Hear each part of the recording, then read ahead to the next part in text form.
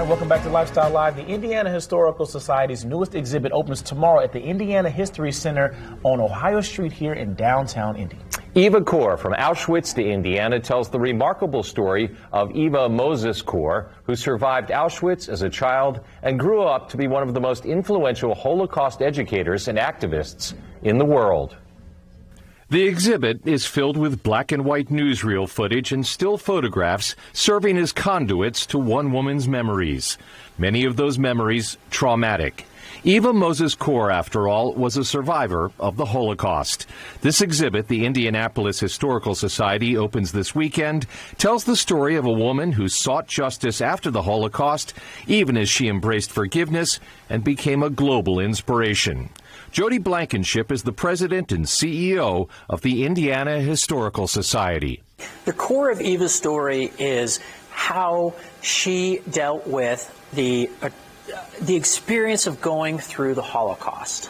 So her and her sister, as children, they were twins, were captured, taken from their town, and put into Auschwitz, and then experimented on by Dr. Mengele. Right. And really, Eva's story, of course, includes that experience, but I think what's more important is after that, how she came to terms with that experience and how she became an advocate to say that the Holocaust occurred and these were the atrocities that happened, but then how she dealt with it and her journey to forgiveness. That forgiveness was preceded by years of hunting for Nazi war criminals, including the so-called Angel of Death, Joseph Mengele, who had conducted those deadly experiments on Eva and her sister Miriam.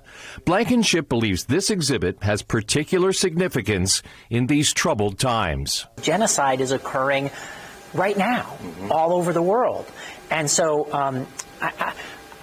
her push to help people understand what happened and learn lessons from it is one that is relevant at this moment in time. The exhibit is unique in both content and technology, such as a hologram of Eva Moses Kor, capable of answering visitor questions. We're very excited about the technology that we're using for this particular exhibit. Part of that technology includes this face mask or headset, which allows you to go to 4 different locations within Auschwitz and actually be there. Your tour guide? Eva herself. While you're here in the exhibit, you are able to put on the Oculus goggles and take a tour of Auschwitz with Eva.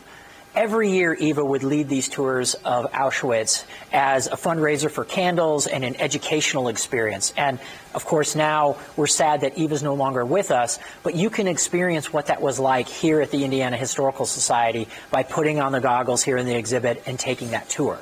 Daniel Gonzalez is the director of exhibitions research for the Historical Society. That was something that she did regularly, was go to Auschwitz and give tours. It's not something that people can do anymore.